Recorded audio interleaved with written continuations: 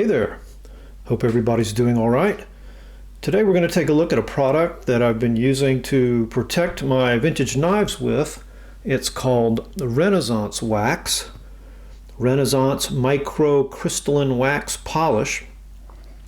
And it's actually a product that was developed by the British Museum back in the 1950s to protect their antiques.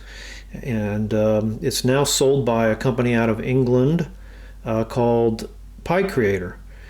But the idea of it is that you'll put a fine layer, a protective barrier on items that you don't want to corrode or be damaged by touching, and kind of protect your antiques and your vintage items that way.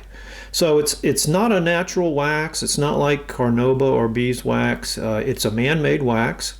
It's actually distilled from crude oil, so it's a petroleum product. It does come with a little fact sheet.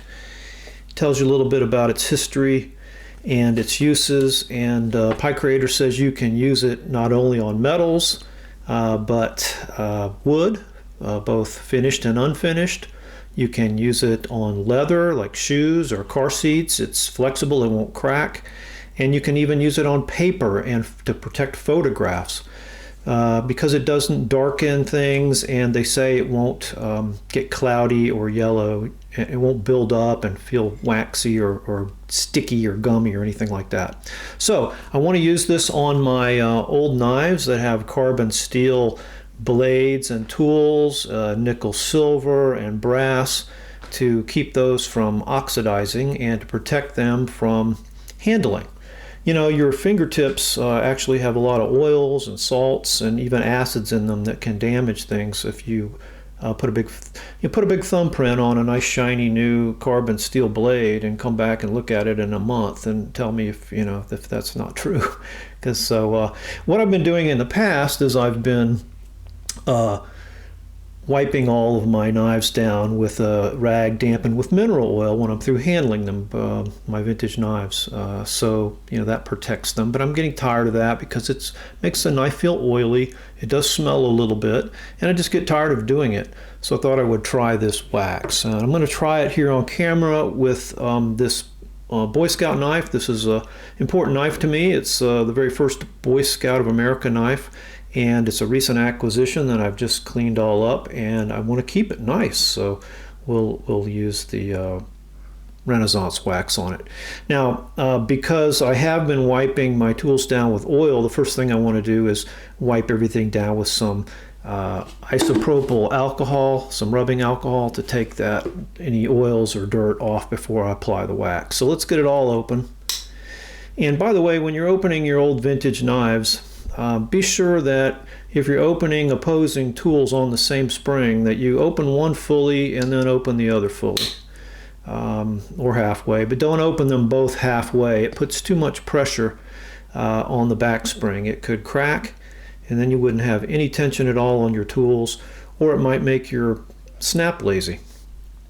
So I'm going to get this all the way open, and then we'll take some of this alcohol, just a little bit, on a rag.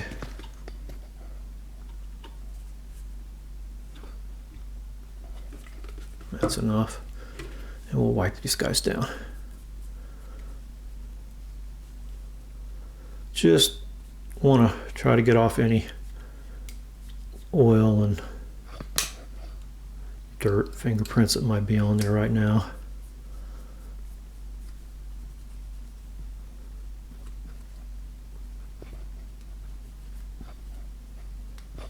Just that easy. Okay. Let's get this wax open. It comes in this little jar. It's just 65 milliliters. I bought this on Amazon. It cost me 15 bucks. So this stuff is not cheap, and that was the best price I could get.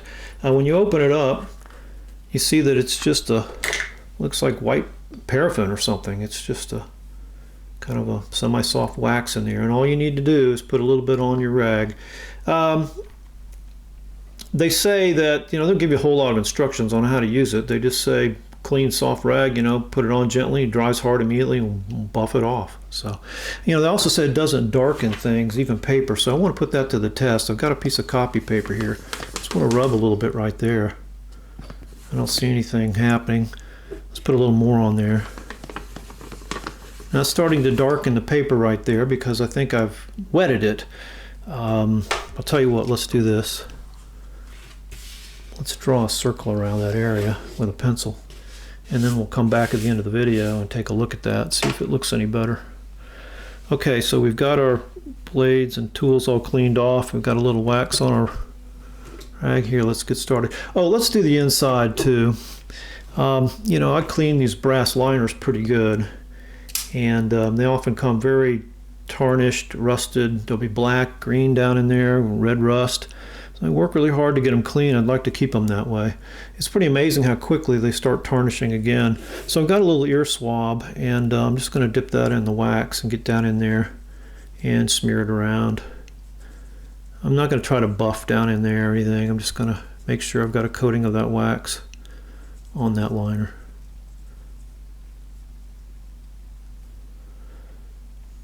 Has a little bit of a cleaning property on the brass, it looks like.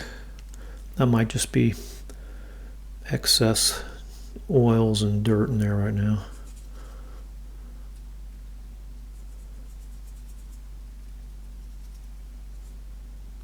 All right, so I feel confident that that's well coated, and we'll go on to the tools.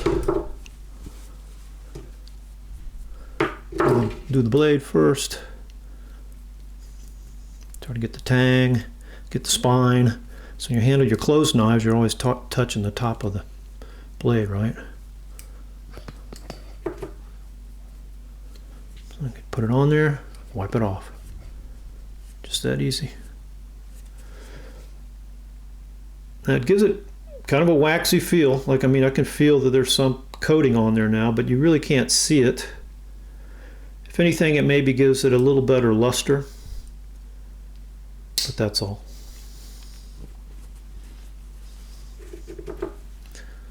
Screwdriver, that's probably a little too much. Make sure I get the edges real good. Buff it off.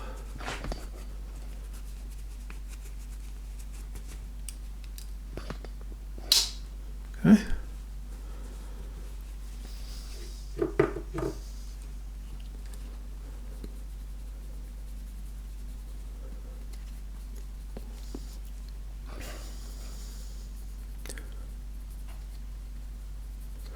While it seemed to have a cleaning effect on the brass, it does not on carbon steel, which is pretty good. I mean, you want to clean your carbon steel first before you put this on, but if you've got a patina that you like, you know, this won't take it off.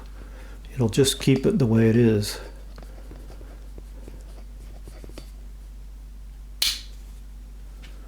And then finally the can opener.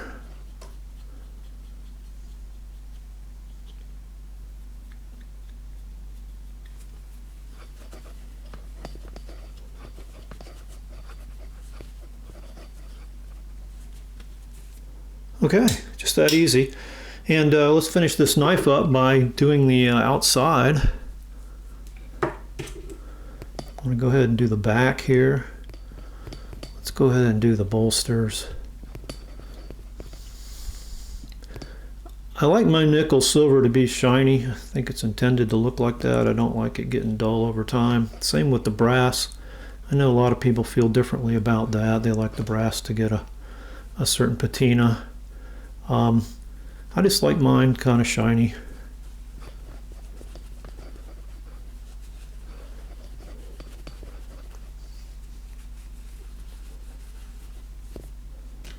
All right. I feel confident that knife is well protected. It won't corrode in the case. I can get it out and handle it, not worry about fingerprints and things like that. So that's a win, I think. Now, of course, only time will tell how truly effective this stuff is, but it is tried and true. It's very well respected and used a lot in museums and things. The outdoor statuary, monuments, and things are protected by this stuff. A couple other knives I want to show you. I went ahead and I did this model 1897 Type 2 Elsener Schweiss Army officer's knife, one of the very first Swiss Army knives. And when I did this one, I went ahead and put it right on these fiber scales. It says it doesn't darken things and it has no acid in it. That's an important characteristic of it. So no, these won't corrode, but I also don't want dirty fingerprints and oils and things soaking into them. So I think that looks pretty good. It just puts kind of a slight luster on there, but you really can't tell. Okay, so I tried it on this wood. These are Bobinga wood scales, and they have a nice reddish hue to them. Bobinga, like any red wood, is going to darken over time. Not as badly as, say, Cocobolo. Cocobolo, a lot of people buy that. It's nice and pretty. They buy it because it's got this reddish hue to it. And a couple of years later, they go, what happened? Because it's black. If you look at an old vintage knife made with Cocobolo handles, they're always black as night. So if you want to arrest that, I think that's from UV light and oxidation. I keep my knives out of the sunlight for sure, out of UV light. But I went ahead and put it on this wood to maybe protect it from oxidation, and it didn't hurt it at all. Just gave it a little bit of a luster. I think it looks good, so that works fine. You can also use this product if you're not really big into vintage knives, but you have traditional folders. A lot of your GEC knives have 1095 carbon steel. A lot of the case knives have the chrome vanadium carbon steel. And if you want to keep that shiny, you could start off by putting this on immediately. If you have a patina that you've achieved that you like and you want to kind of stop that and keep it from pitting or getting spots or getting darker or something, you could arrest its patina with that.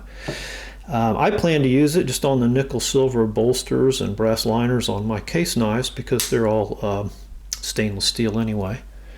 So anyway, that's just an idea. You can use this in place of mineral oil or ballistol. You can use it on vintage knives, or you can use it on modern traditional folders.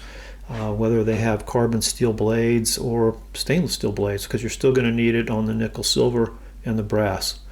So let's take a look at that paper again. Yeah, as it dries, there's not going to be any evidence of that wax on that paper. So that's just been a look at Renaissance wax. I've got my work cut out for me because I've got a lot of knives to put it on, but obviously it's going to go a very, very long way. Thanks for watching, and have fun collecting.